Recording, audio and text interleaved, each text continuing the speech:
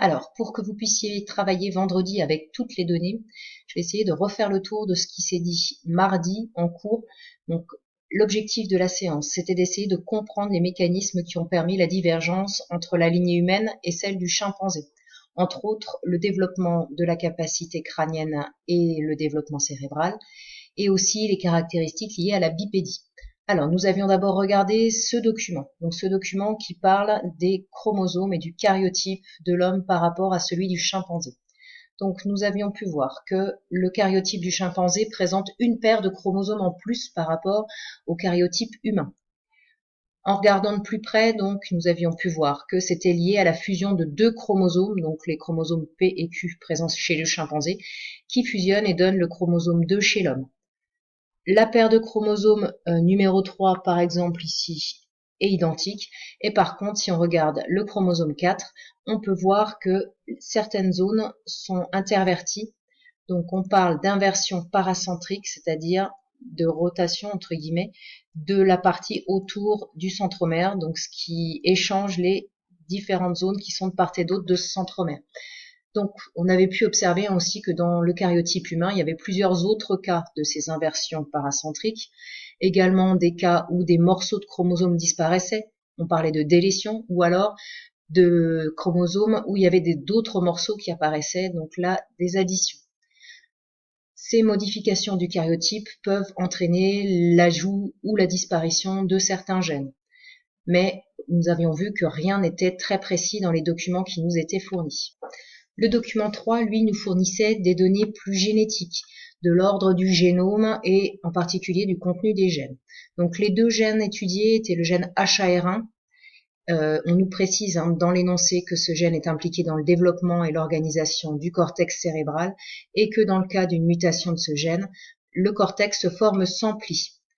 Donc, il aurait a priori un rôle dans le plissement du cortex qui permet d'augmenter la surface du cortex. Donc, si on compare la séquence chez l'homme et le chimpanzé, on peut voir qu'il y a un certain nombre de différences. On pourrait éventuellement attribuer à ces différences le fait que le cortex humain soit beaucoup plus plissé que le cortex du chimpanzé ici, et donc du coup une surface beaucoup plus importante, un volume beaucoup plus important. Autre gène aussi dont il a été question, le gène ASPM. Donc lui, on vous précise qu'il intervient dans la taille du cerveau et qu'en cas de mutation, il y a une réduction de 70% de la taille du cerveau. Donc c'est une maladie qui s'appelle la microcéphalie.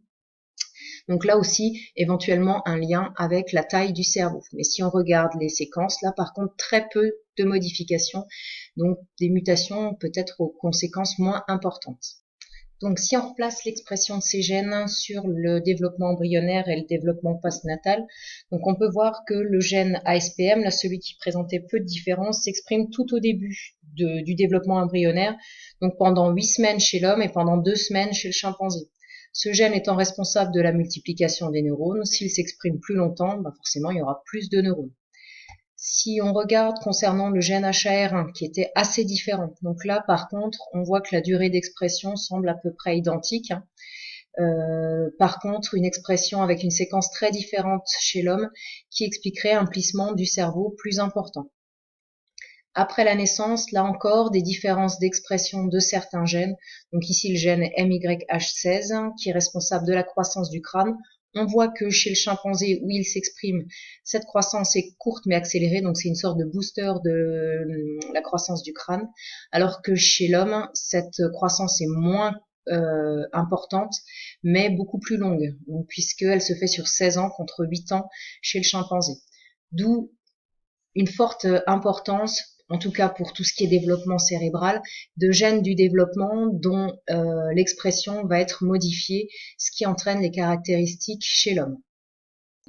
Donc ces différences d'expression de certains gènes ont permis un fort développement du volume cérébral avec un plissement important, donc ce qui permet encore d'optimiser le volume par rapport à la surface du crâne, et donc apparition de certaines aires qui ont permis le langage, donc le langage parlé, ici l'aire pour le mouvement lié à l'écriture, la compréhension des mots, donc le développement de tout ce qui est parole.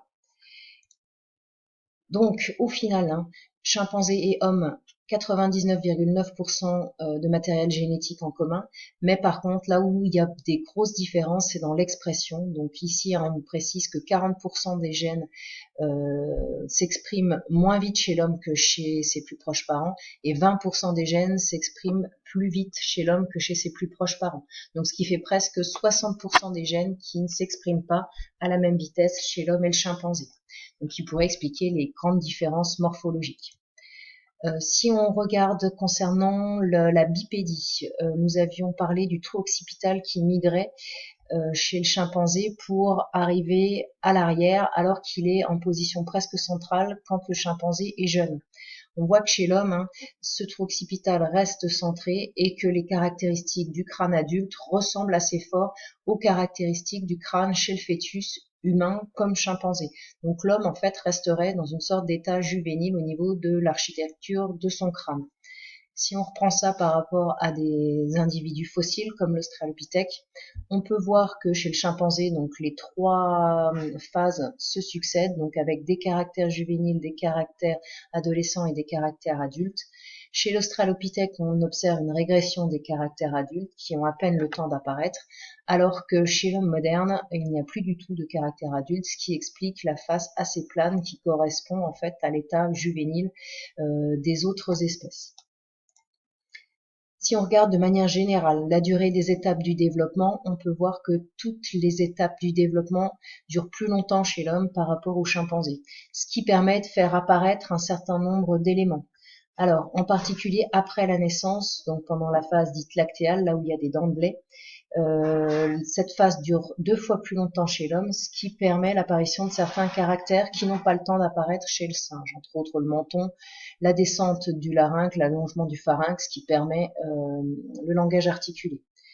Une autre phase qui dure bien plus longtemps, c'est la phase dite de substitution, donc qui correspond à la fin des dents de lait jusqu'à la puberté. Le cerveau s'arrête de grandir chez le singe, le trou occipital migre vers l'arrière et il redevient quadrupède puisque les bébés chimpanzés arrivent plus facilement à se tenir sur leurs deux pattes et à se déplacer. Chez l'homme où cette phase dure plus longtemps, certains caractères vont apparaître et vont permettre la bipédie. À la phase adulte, chez le chimpanzé apparaissent par exemple les canines, les muscles masticateurs, les bourrelets au-dessus des yeux. Et vu que cette phase arrive beaucoup plus tardivement chez l'homme, ces caractères ne s'y développent pas. Donc au final, si vous avez bien compris, la grande différence morphologique entre l'homme et le singe est surtout liée à des différences de durée des étapes et d'expression des différents gènes architectes. Bon courage!